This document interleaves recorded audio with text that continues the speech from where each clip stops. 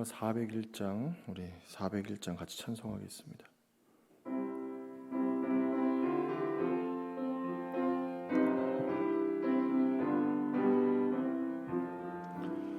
주의 곁에 있을 때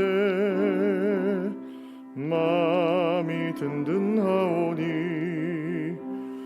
주여 내가 살 동안 인도하여 주소서. 주여 주여 나를 인도하소서.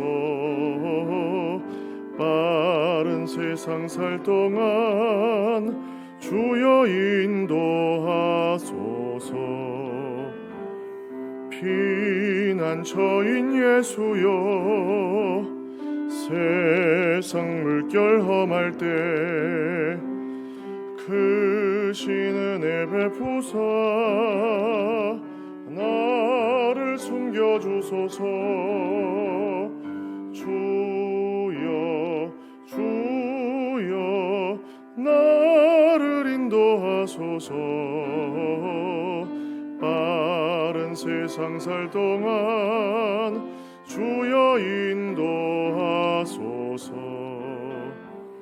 세상 풍파 지난 후 영화로운 나라와 눈물 없는 곳으로 들어가게 하소서.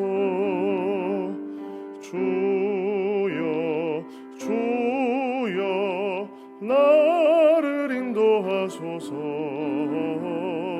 빠른 세상 살 동안 주여 인도하소서.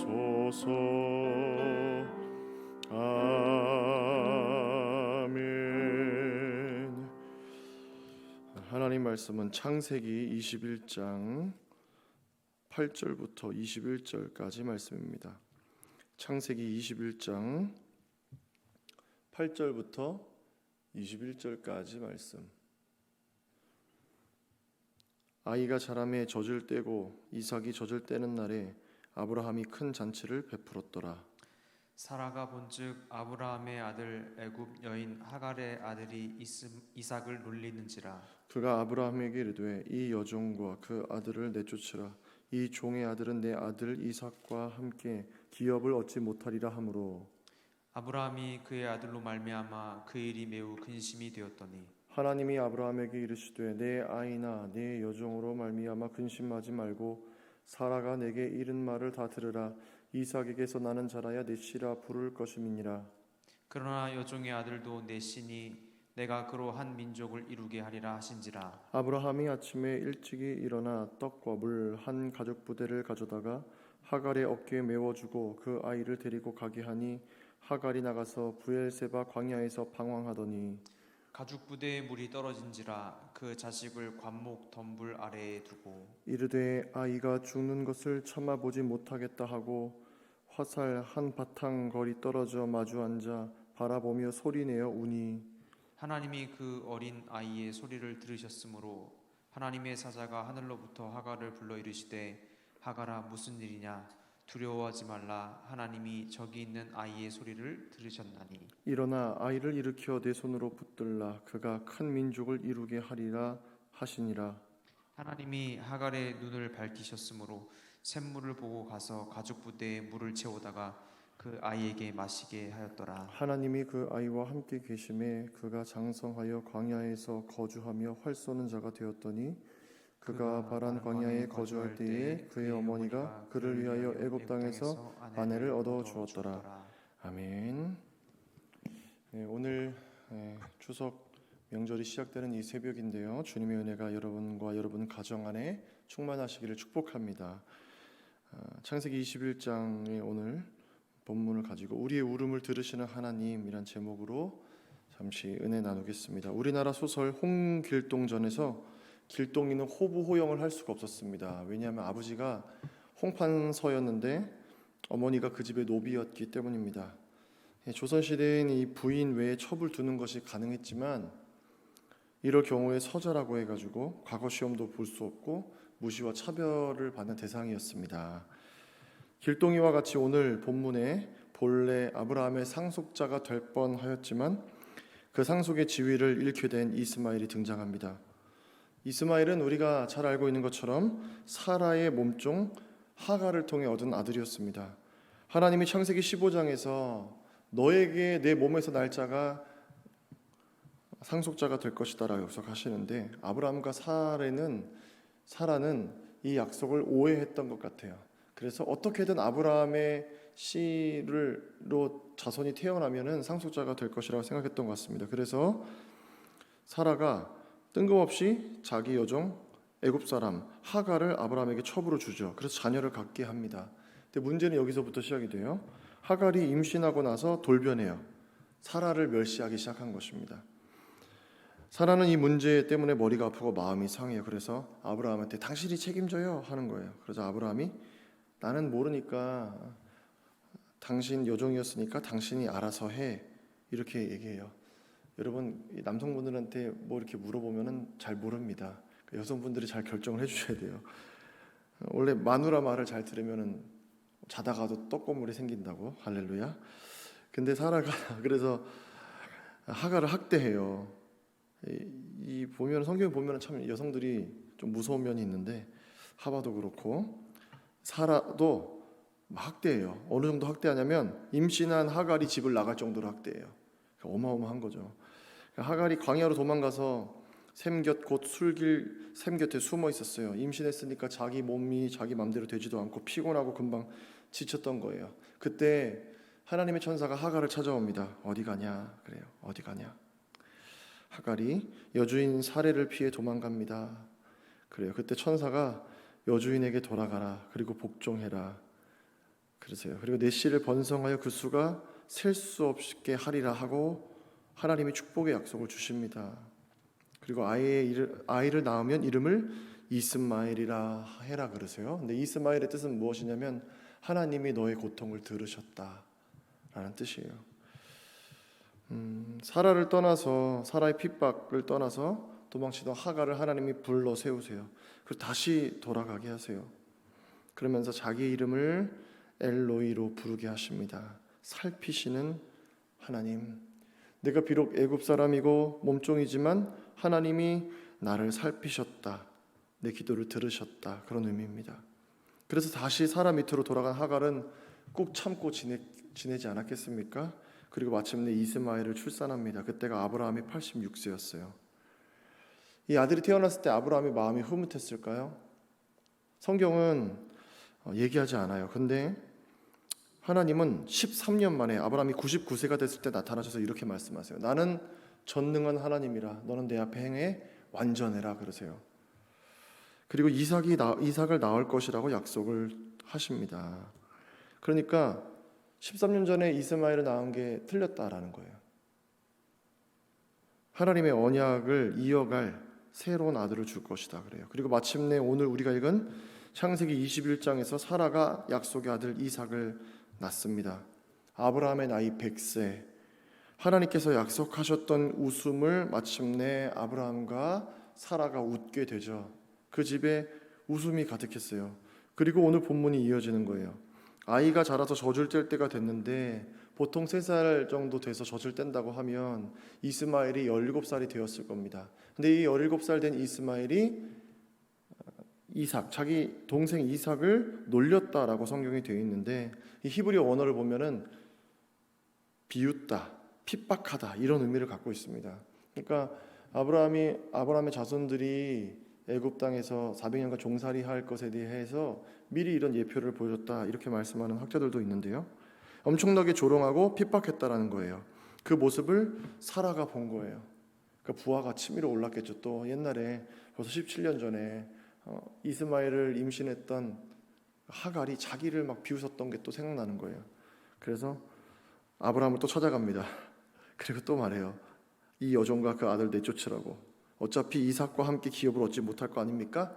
이참에 정리하세요. 다 그러는 거예요. 원래 이렇게 아내들의 말을 들을 때 남편들은 고민합니다. 그래서 오늘 성경 보니까 아브라함도 근심해요.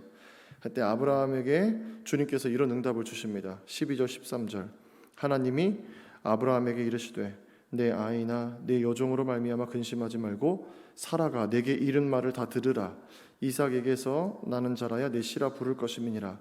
그러나 여종의 아들도 내 씨니 내가 그러한 민족을 이루게 하리라 하신지라. 아브라함이 근심하고 있었는데 하나님의 이 말씀을 듣고 그 다음날 아침에 일찍 마음을 다 정한 것 같아요.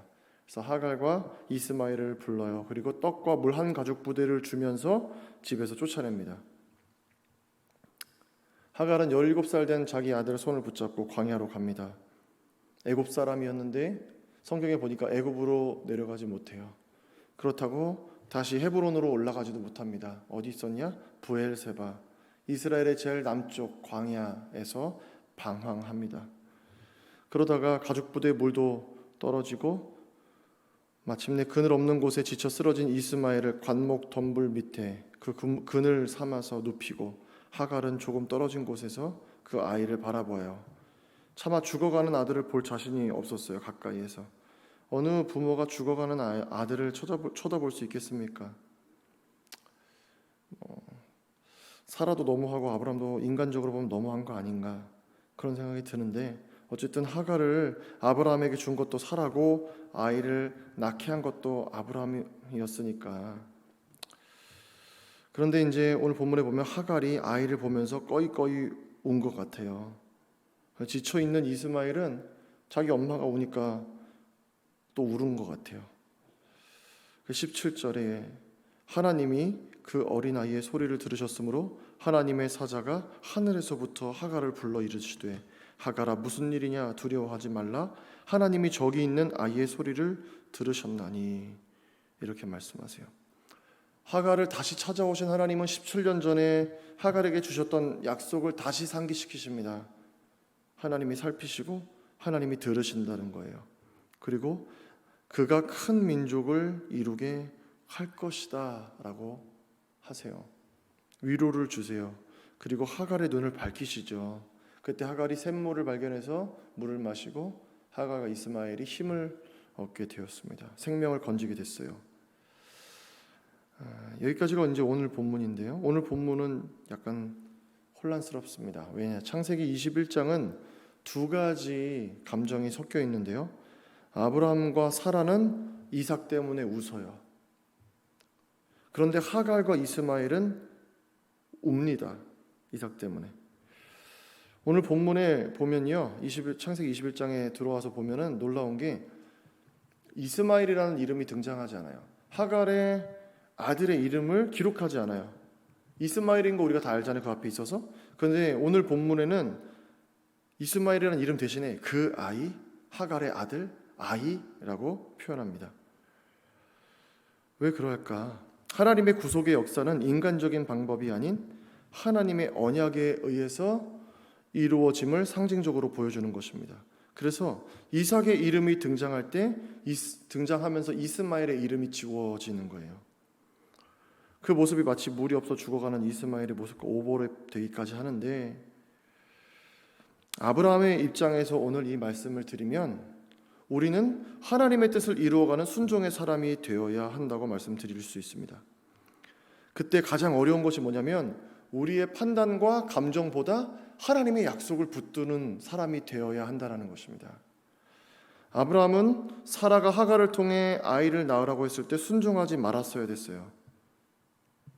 그런데 그때는 순종해요. 그래서 문제가 생기죠. 이스마엘이 생긴 거예요. 그리고 이제 17년이 지난 후 17세가 된 이스마엘과 그의 어미 하갈을 내쫓아야 되는데 사라가 내쫓으라고 하자 그 말에는 또 그러기 어려우면서 걱정합니다. 그때 하나님께서 나타나셔서 아브라함에게 하갈과 이스마엘을 내보내라고 하세요. 하나님의 뜻과 계획이 있다는 것입니다. 아브라함과 사라의 실수를 하나님께서 그 실수까지도 사용하셔서 하나님께서 회복시켜 주신다라는 거예요. 그러니까 우리는 하나님의 뜻을 이루어갈 때 항상 순종의 사람이 될 수 있어야 됩니다. 갈라디아서 4장 28절에서 30절 말씀은 이렇게 말씀해요. 형제들아 너희는 이삭과 같이 약속의 자녀라. 그러나 그때의 육체를 따라 난 자가 성령을 따라 난 자를 박해한 것 같이 이제도 그러하도다. 그러나 성경이 무엇을 말하느냐? 여종과 그 아들을 내쫓으라. 여종의 아들이 자유 있는 여자의 아들과 더불어 유업을 얻지 못하리라 하였느니라 라고 말씀해요. 영원한 생명은 주님께만 있습니다. 그리고 하나님의 구속의 역사는 언약을 통해서 이루어져 갑니다. 인간적인 방법이 아니라 하나님의 방법, 하나님의 언약을 하나님이 지키시는 방법을 통해서 구원의 역사가 이루어져 갔다라는 거예요. 그래서 아브라함과 사라의 실수로 생겨난 이스마엘은 하나님의 유업을, 이 구속의 역사를 이어갈 수 없는 사람이었어요. 그러나 하나님께서 그들도 책임지시고 그 문제를 해결하시겠다라는 거예요. 사랑하는 여러분, 우리의 감정이 아니라 하나님 말씀에 순종하는 여러분 되시기를 바랍니다. 구속의 역사를 이어갈 때는 오직 순종이 필요해요. 우리의 방법이 아니라. 하나님 말씀에 순종하면 웃게 되지만 하나님 말씀에 불순종하면 우리는 통곡하게 됩니다. 사랑하는 여러분, 순종하면서 하나님의 뜻을 이루어 가시기를 축복합니다. 두 번째로 오늘 본문을 하갈의 입장에서 볼 수 있습니다. 그럼에도 불구하고 우리의 울음을 들으시고 하나님은 우리를 위로하신다라는 거예요. 하나님은 약한 자들의 울부짖음을 들으십니다. 하갈과 이스마엘은 억울한 인생이었죠. 하갈은 이스마엘을 임신했을 때 도망쳤다가 이번에는 결국 쫓겨나게 되었습니다. 물론 이제 하갈의 오만한 태도도 문제가 있었는데, 하지만 이렇게 쫓아내는 건 너무한 거 아닌가 그런 생각도 하게 됩니다. 인생을 살다 보면 억울한 일을 겪을 때가 있습니다. 내가 갑이 아니라 을이라서 부당한 대우를 받을 때가 있어요. 그러나 그때 기억해야 될 것은 하나님은 우리를 외면하지 않으신다라는 거예요. 브엘세바는 이스라엘의 가장 남쪽에 있는 광야였어요. 그곳은 애굽으로 내려가는 길목이었는데, 하갈은 애굽 여인이었는데 그녀는 애굽으로 내려가지 않고 이 브엘세바에서 뱅글뱅글 방황해요. 아마 떠난 지 수십 년 된 고향으로 돌아갈 수 없었던 것 같아요. 그렇다고 헤브론으로 다시 돌아갈 수도 없었고, 이리 갈 수도 저리 갈 수도 없는 지경이 된 하갈, 그 한가운데 머물러 있었는데 그곳이 광야였습니다. 그리고 이제 물도 더 떨어지고 광야의 더위에 지쳐 아이 이스마엘은 죽을 지경이 됐어요. 그래서 하갈은 웁니다. 통곡해요. 죽어가는 아들을 향한 어머니의 모성애는 얼마나 강할까요? 이 세상에 그 어떤 것도 그것보다 강한 것은 없을 겁니다. 이 땅에. 그런데 오늘 하나님이 하갈에게 나타나셔서 이렇게 말씀하세요. 17절에 하갈아, 무슨 일이냐? 두려워하지 말라. 하나님이 저기 있는 아이의 소리를 들으셨다. 그래요. 하갈과 이스마엘 앞에 있는 문제는 인간적인 고통이나 통곡이나 염려나 걱정으로 해결되는 것이 아니라 언제 해결되냐면 하나님이 들으실 때 해결된다는 거예요. 이 땅에서 가장 큰 힘인 어머니의 울음으로도, 어머니의 염려로도 해결하지 못하는 문제를 하나님이 들으시면 그 문제가 해결된다는 것입니다. 하나님께서 그 아이를 기억하셨어요. 어떤 아이였습니까? 창세기 21장에서 자기 이름이 지워진 아이였어요.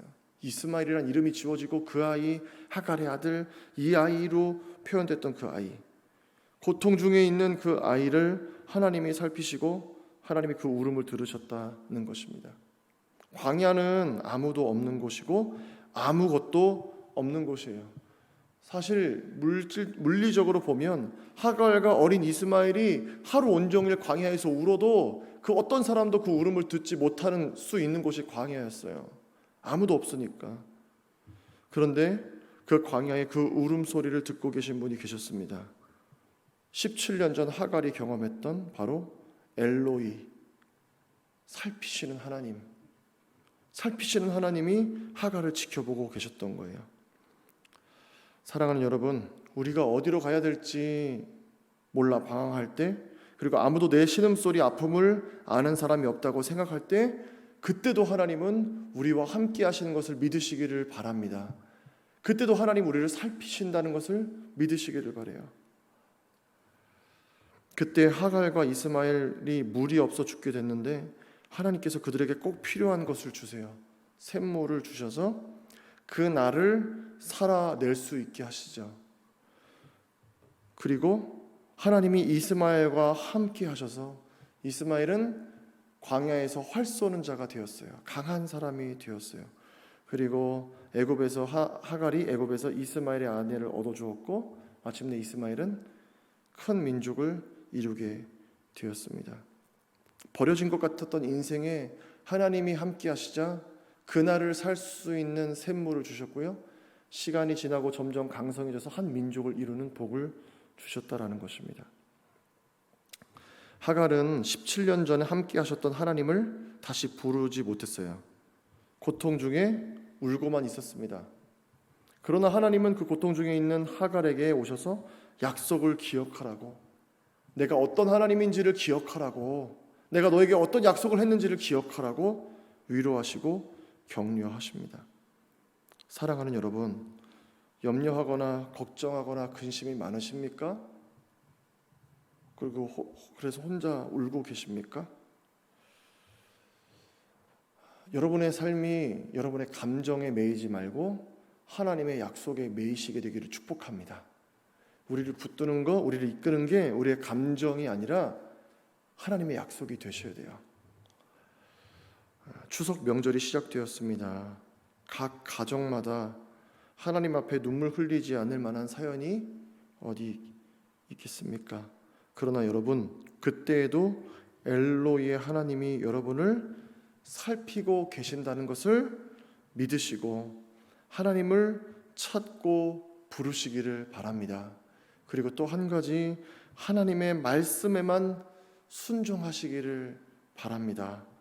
그러면 하나님께서 하나님의 때에 하나님의 방법으로 여러분의 삶과 여러분의 가정을 여러분의 문제로부터 구원해 내실 줄로 믿습니다. 여러분의 울음을 웃음으로 바꾸실 줄로 믿습니다. 그러한 은혜와 축복이 여러분과 또 이 추석 명절을 맞이하는 여러분의 모든 친지들과 가족들에게 충만하시기를 축복합니다. 기도하겠습니다.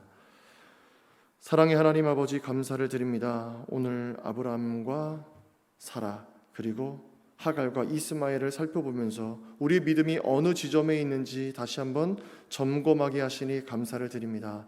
하나님, 우리의 인간적인 방법을 도모하지 않고 하나님의 약속을 더디더라도 신뢰하는 믿음이 우리에게 있게 하여 주시옵소서. 오직 하나님 말씀만 순종할 수 있는 온전한 믿음이 있게 하여 주시옵소서. 또 하갈과 이스마엘처럼 우리가 슬퍼하고 눈물 흘리며 하나님 광야에서 방황할 때 우리를 살피시고 우리를 내버려 두지 아니하시고 함께 하시는 그 엘로이의 하나님이 계심을 신뢰하며 잊지 아니하며 하나님을 붙들게 하여 주시옵소서. 우리의 상황과 환경이나 우리의 감정이 우리의 삶을 이끌어가는 것이 아니라 오직 하나님의 약속이, 하나님의 말씀이 우리의 삶을 이끌어 가신다는 것을 믿고 하나님의 약속만 붙들고 따라가는 우리 모두가 되게 하여 주시옵소서.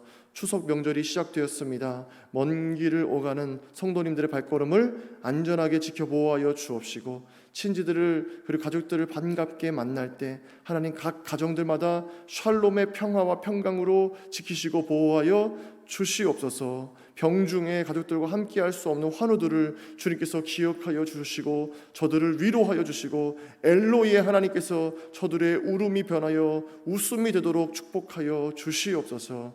감사를 드리고 축복하며 예수님의 이름으로 기도하옵나이다. 아멘.